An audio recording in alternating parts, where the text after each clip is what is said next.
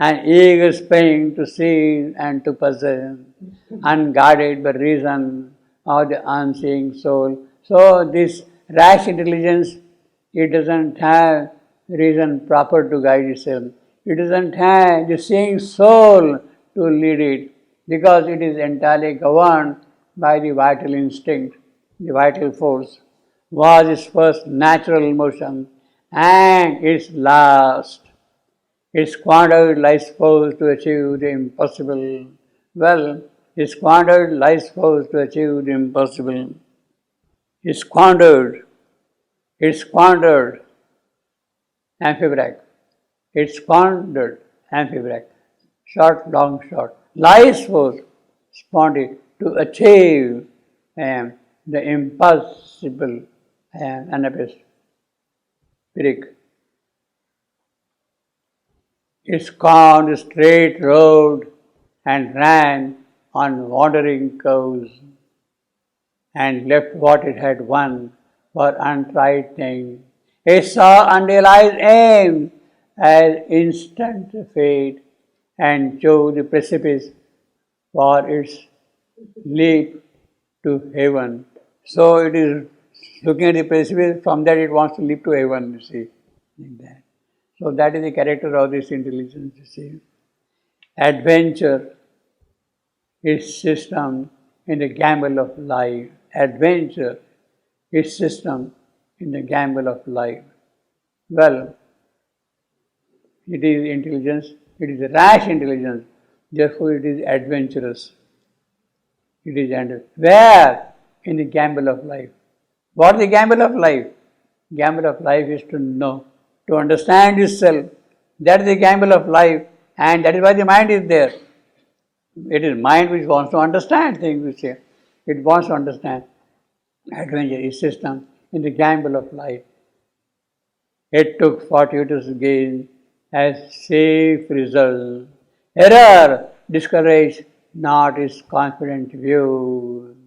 So it doesn't bother about error.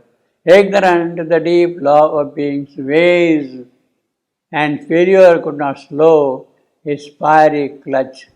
One chance made true, warranted all the rest. Well, it doesn't care at all. It goes on its own. Attempt, not victory, with the charm of life. Well, that is a gamble. Attempt, pursue, try to do something. Who cares about victory or defeat? But attempt is the thing. Adventure is the thing. That is the gamble of life. To achieve something here was charm of life, an uncertain winner of uncertain stakes. Both these things are uncertain. Winning is uncertain, stakes are also uncertain. You see, you put stakes, and instinct is damned, and the life mind is sire. What an image! Instinct is damned. So instinct is feminine horse. Instinct is feminine horse. Dam, that is feminine horse, feminine creature. Sire is the male creature. Even the vocabulary is tremendous, you see. Instinct is his dam, is the she-horse. Instinct, mare. Instinct is the mare. And life mind is the stallion, you see. Life mind is stallion. Uncertain winner of uncertain stakes. It is a racehorse. It is a race actually. It is a race. Therefore the stakes are involved there. But the winning is uncertain.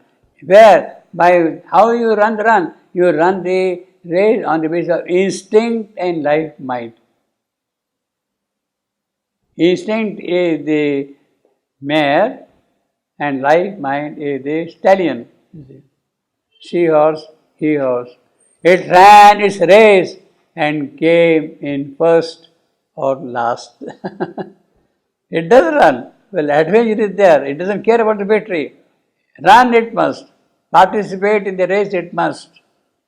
Yet were its works nor small and vain nor null.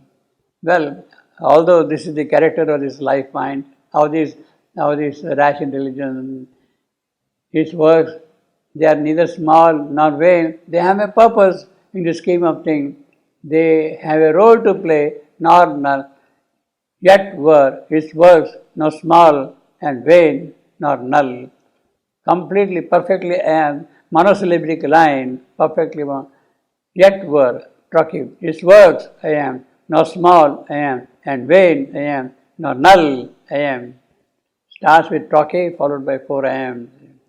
Yet, so that brings a kind of an emphasis on this matter. Yet were his works nor small and vain nor null. It nulls a portion. Why it is not null? It is not vain or null? Because it nulls a portion of infinity strength in you, which was not there present in matter, in the life. It was not there present in the life.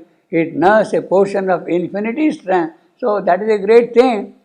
To bring that in what is not present at all is a great thing.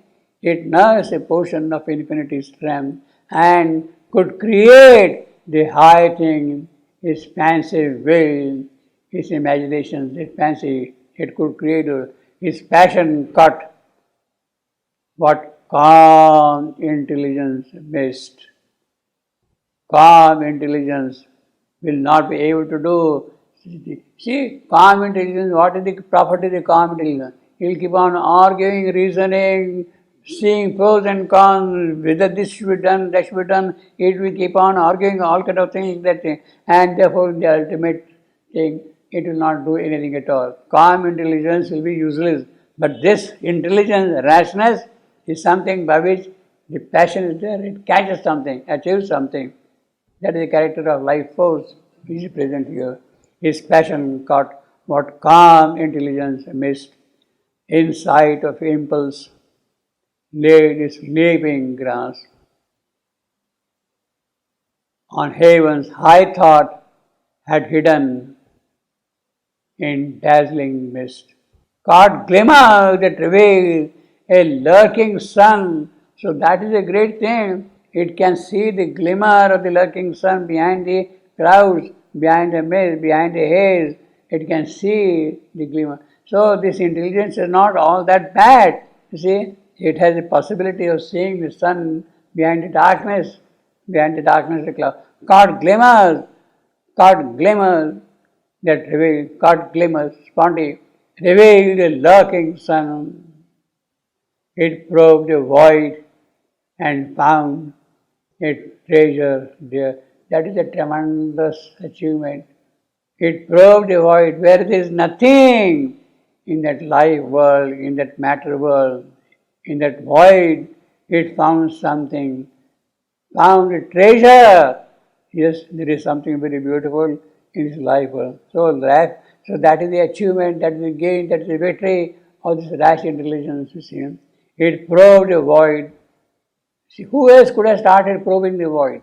Somebody has to start. And this intelligence does it. Pygmy mind cannot do that thing. But this one can. Probe the void. What a great thing it is doing. Probing the void. And found a treasure there. A half intuition. Purple in its sun. So the purple glory, the royalty, the richness, it is practically that life instinct is there. That is an intuition, a half intuition. That instinct is a half intuition. It is there present. Half intuition, purple in its sun. It threw the lightning's fall and hit the unseen. The lightning in the clouds is thrown. In the darkness there, the lightning flashes there, that's the force, and it splits. And what is there? You hit the unseen with that fork of lightning. It threw the lightning's fork and hit the unseen. Last foot in the abyss. He saw in the dark and vaguely blinked in the light. It vaguely blinked in the light. He saw something there. See, this is a great thing. It threw the lightning's fork and hit the unseen. Although it is not in possession of the unseen, it cannot see it properly, but somehow it has managed to hit that thing. It saw in the dark and vaguely blinked in the light. Ignorance was its field, the unknown its prize. Well, it has gained something. Ignorance, some kind of an advancement. Ignorance, dactyl, was its field, and abyss. Ignorance was its answer, was its field, the unknown its prize. Now, this is a weird thing. Ignorance is a dactyl, was its spirit, field, the trochee, unknown, I am, its prize, and I am. Ignorance, unless you want to say ignorance was its field. No, that won't do. Ignorance was its field, the unknown its prize. All right?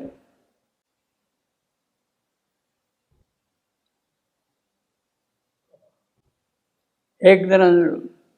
See, then that came, let me see what if I had done that thing here. Well, ignorance, trochee, runs was spirit, is field, I am. I am.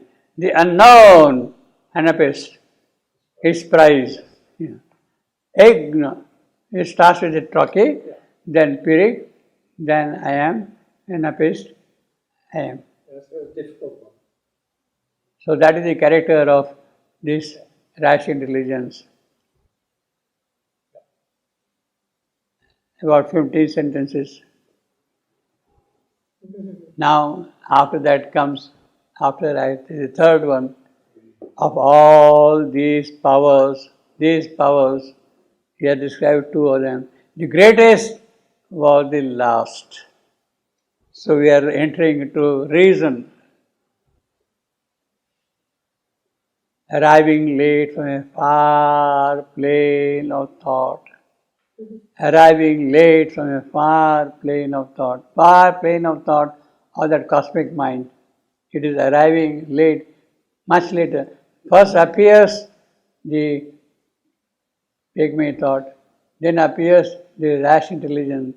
Now arrives after this reason, arriving late from a far plane of thought into a packed irrational world of charm where all was grossly felt and blindly done. Well, that is what the other two have done. Grossly felt and blindly done, yet haphazard seemed inevitable. Came reason.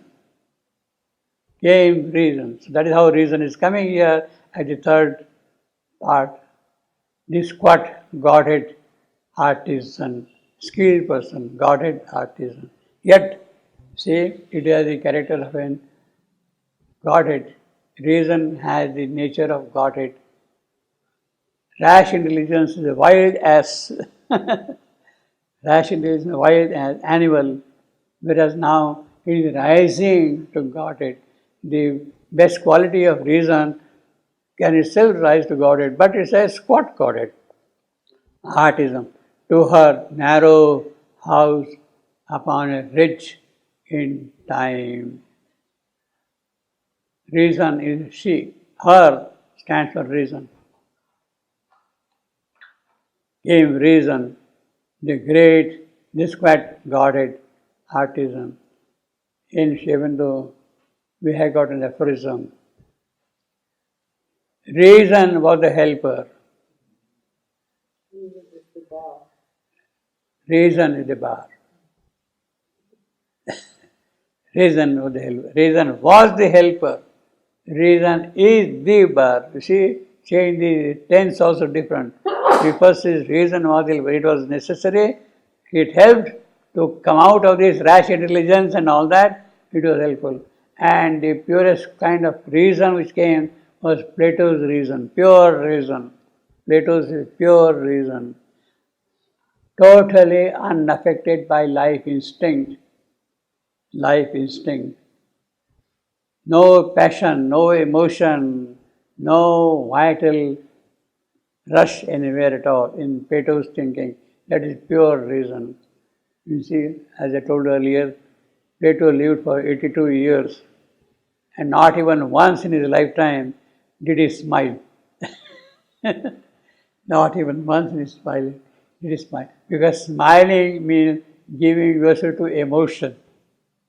Giving yourself to emotion. And if you are giving yourself to emotion, then it will contaminate, it will spoil reason. It will affect reason.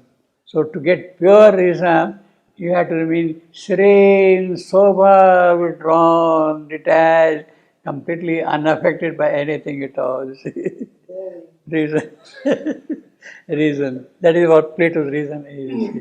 You have to be very philosophical, detached completely from everything, from emotion. Came reason, this what Godhead artisan, but she is still an artisan, skilled person.